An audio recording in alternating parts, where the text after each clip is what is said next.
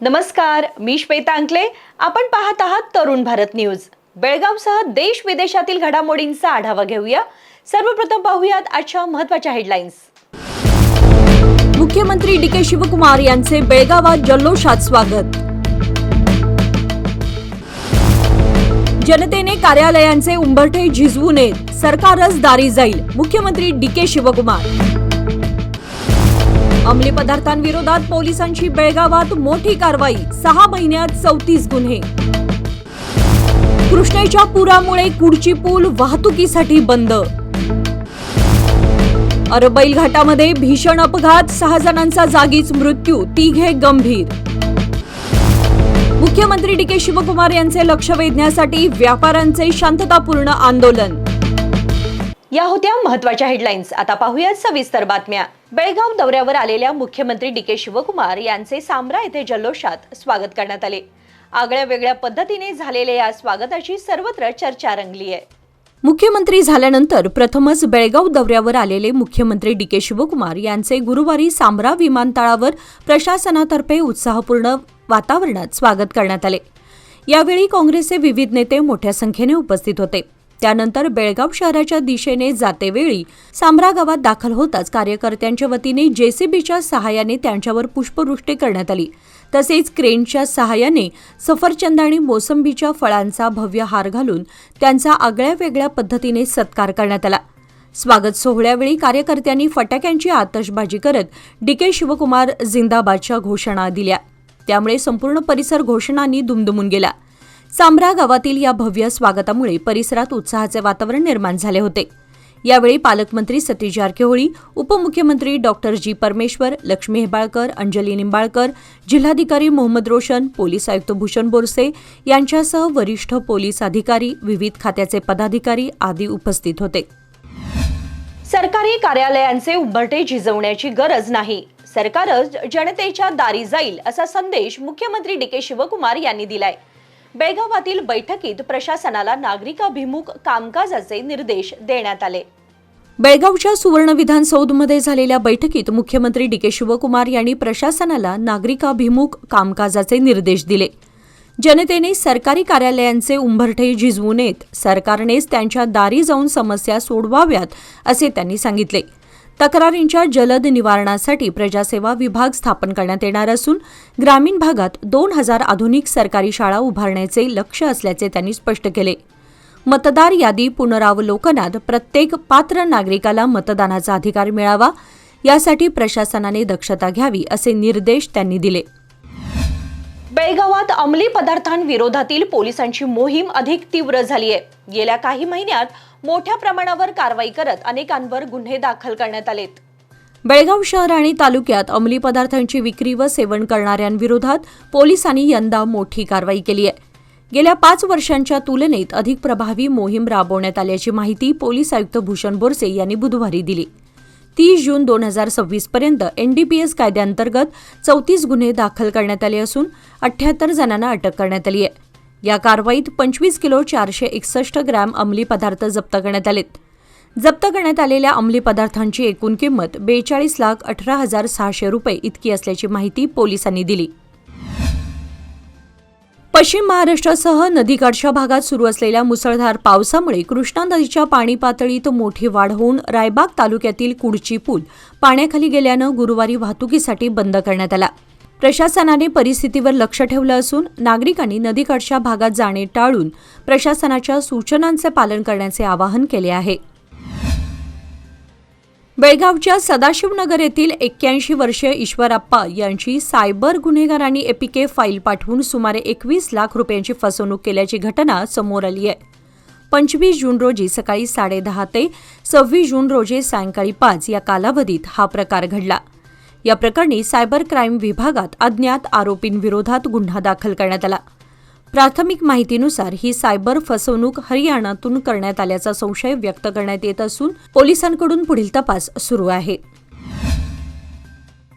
कारवार जिल्हा यल्लापूर तालुक्यातील अरबैल घाटातील बळगारजवळ अंकोला हुबळी राष्ट्रीय महामार्ग क्रमांक 52 वर क्रुझर आणि ट्रकच्या समोरासमोर झालेल्या भीषण धडकेत 6 जणांचा जागीच मृत्यू तर 3 गंभीर जखमी झालेत. धारवाड येथील 9 मित्र धर्मस्थळ व मंगळूरकडे पर्यटनासाठी जात असताना हा अपघात घडला असून यल्लापूर पोलिसांनी गुन्हा नोंद करून पुढील तपास सुरू केला आहे. बेळगावात अत्याधुनिक वैद्यकीय सेवांसाठी आता विश्वासाचं नाव विजया दक्षता हॉस्पिटल.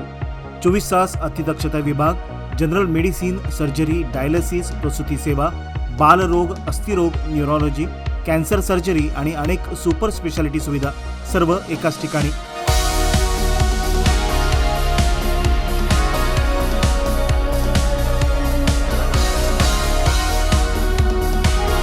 अनुभवी डॉक्टर, आधुनिक तंत्रज्ञान आणि रुग्णांसाठी मनापासून सेवा. सर्व प्रमुख विमा आणि सरकारी योजना स्वीकारल्या जातात. आजच भेट द्या. खानापूर रोड, 3ऱ्या रेल्वे गेट जवळ, रेल्वे ओव्हरब्रिजच्या खाली, टिळकवाडी, बेळगाव. संपर्क 7353641444. विजया दक्षता हॉस्पिटल, आपल्या आरोग्याची दक्ष काळजी. मुख्यमंत्री डी.के. शिवकुमार यांच्या बेळगाव दौऱ्यादरम्यान व्यापाऱ्यांनी आपल्या प्रलंबित मागण्यांसाठी शांततापूर्ण आंदोलन छेडले. लोकशाही मार्गाने सरकारचे लक्ष वेधण्याचा प्रयत्न करण्यात आला. मुख्यमंत्री डी.के. शिवकुमार यांच्या बेळगाव दौऱ्यावेळी व्यापाऱ्यांनी शांततापूर्ण आणि लोकशाही मार्गाने आंदोलन करत आपल्या प्रलंबित मागण्यांकडे सरकारचे लक्ष वेधले. कोट्यवधी रुपयांची गुंतवणूक करून उभारलेले आधुनिक मार्केट तातडीने सुरू करावे अशी प्रमुख मागणी करण्यात आली. तसेच लहान व्यापारी, भाजी विक्रेते आणि शेतकरी यांच्या हिताचाही समान पद्धतीने विचार करून कायदेशीर तोडगा निघेपर्यंत पर्यायी व्यवस्था उपलब्ध करून द्यावी अशी मागणी आंदोलनकर्त्यांनी केली. न्याय मिळवण्यासाठी सुरू असलेल्या या आंदोलनाची सरकार आणि न्यायालयाने दखल घेऊन सकारात्मक निर्णय घ्यावा अशी अपेक्षाही व्यापाऱ्यांनी व्यक्त केली. बेळगावात अंमली पदार्थांविरोधातील पोलिसांची कारवाई सुरूच असून सीसीबी पथकाने हेरोईन तस्करीचा प्रयत्न उधळून लावलाय. एका तरुणाला अटक करत लाखो रुपयांचा मुद्देमाल जप्त करण्यात आला. कर्नाटकातून महाराष्ट्रात सुपारी वाहतूक करणारे ट्रक अडवण्याच्या प्रकरणावर तोडगा काढण्यासाठी नवी दिल्लीत केंद्रीय मंत्री प्रल्हाद जोशी यांच्या उपस्थितीत महाराष्ट्राचे मुख्यमंत्री देवेंद्र फडणवीस यांच्या अध्यक्षतेखाली बैठक झाली. प्रतिनिधी मंडळाने वाहतुकीतील अडथळ्यांमुळे लाखो सुपारी उत्पादक शेतकरी, व्यापारी आणि सहकारी संस्थांना होत असलेल्या अडचणींची माहिती दिली. याची गंभीर दखल घेत मुख्यमंत्री देवेंद्र फडणवीस यांनी आवश्यक कागदपत्रांसह कायदेशीररित्या सुपारी वाहतूक करणाऱ्या वाहनांना पुढे कोणताही अडथळा येणार नाही यासाठी संबंधित अधिकाऱ्यांना योग्य सूचना देण्याचे आश्वासन दिले. बेळगाव सीसीबी पोलिसांनी अंमली पदार्थांविरोधात कारवाई करत 15.01 ग्रॅम हेरोईनसह एका तरुणाला अटक केली आहे. केएचबी बास्केटबॉल कोर्ट, बसवनकुर्ची परिसरात छापा टाकून शिवप्रसाद महादेव ज्योती याला ताब्यात घेण्यात आले.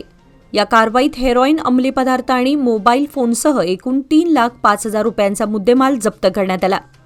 या प्रकरणी माळमारुती पोलीस ठाण्यात एनडीपीएस कायद्यान्वये गुन्हा दाखल करण्यात आला असून पुढील तपास सुरू आहे. व्यवसाय वाढवायचा असो वा कुटुंबाची गरज भागवायची, सादर आहे लोकमान्य गोल्ड लोन. माफक प्रक्रिया शुल्क आणि कमीत कमी कागदपत्रांसह तात्काळ मंजुरी. लोकमान्य गोल्ड लोन, प्रत्येक कुटुंबासाठी, प्रत्येक व्यवसायासाठी. अधिक माहितीसाठी आमच्या नजीकच्या शाखेला भेट द्या किंवा कॉल करा 1800212450. नियम व अटी लागू. काकती पोलिसांनी 8 जुलै रोजी होनगा इंडस्ट्रियल एरिया परिसरात छापा टाकून गांजा विक्रीच्या प्रयत्नात असलेल्या 3 अटक केली. पीएसआय मृत्युंजय मठ आणि त्यांच्या पथकाने केलेल्या या कारवाईत 779 ग्रॅम गांजा आणि एक कारसह एकूण 3,61,000 रुपयांचा मुद्देमाल जप्त करण्यात आला. अटक करण्यात आलेल्या आरोपींमध्ये भूषण बाळेकुंद्री, आदित्य कांबळे आणि प्रशांत कांदेकर यांचा समावेश असून या प्रकरणी काकती पोलीस ठाण्यात एनडीपीएस कायद्यान्वये गुन्हा दाखल करण्यात आलाय. या यशस्वी कारवाईबद्दल बेळगाव शहर पोलीस आयुक्त आणि पोलीस उपायुक्त यांनी पीएसआय मृत्युंजय मठे व त्यांच्या पथकाचे कौतुक केले. उत्पन्नापेक्षा अधिक मालमत्ता संपादन केल्याच्या आरोपावरून लोकायुक्त विभागाने राज्यातील 10 सरकारी अधिकाऱ्यांविरोधात बुधवारी सकाळी एकाच वेळी छापेमारी केली. बेंगळूर शहर, बेंगळूर दक्षिण, रायचूर, चित्रदुर्ग, तुमकूर, शिमोगा आणि कलबुर्गी या 7 जिल्ह्यातील 30हून अधिक ठिकाणी कारवाई करून अधिकाऱ्यांच्या मालमत्तेचा तपशील गोळा करण्यात आला. विजयपूर येथील उत्तर विभागात 21 ते 28 जून दरम्यान राबवलेल्या विशेष मोहिमेत 427 किलो 29 ग्रॅम वजनाचे सुमारे 1,12,00,000 रुपये किमतीचे अंमली पदार्थ नष्ट करण्यात आले. NDPS कायद्याअंतर्गत 16 गुन्हे दाखल करून 26 किलो 987 ग्रॅम अंमली पदार्थ जप्त करण्यात आले, तर PITNDPS कायद्याअंतर्गत 4 ताब्यात घेण्यात आले. बेळगाव, विजयपूर, बागलकोट, धारवाड व गदग जिल्ह्यात 1106 जनजागृती कार्यक्रम व 107 रॅली घेण्यात आल्या. याचबरोबर आजच्या बातमीपत्रामध्ये वेळ झाली आज इथेच थांबण्याची. ताज्या बातम्या आणि घडामोडींसाठी पाहत रहा तरुण भारत न्यूज चॅनल. तसेच आमच्या चॅनलला लाईक, शेअर आणि सबस्क्राईब नक्की करा आणि विश्वासार्ह बातम्यांसाठी दररोज वाचा दैनिक तरुण भारत. धन्यवाद.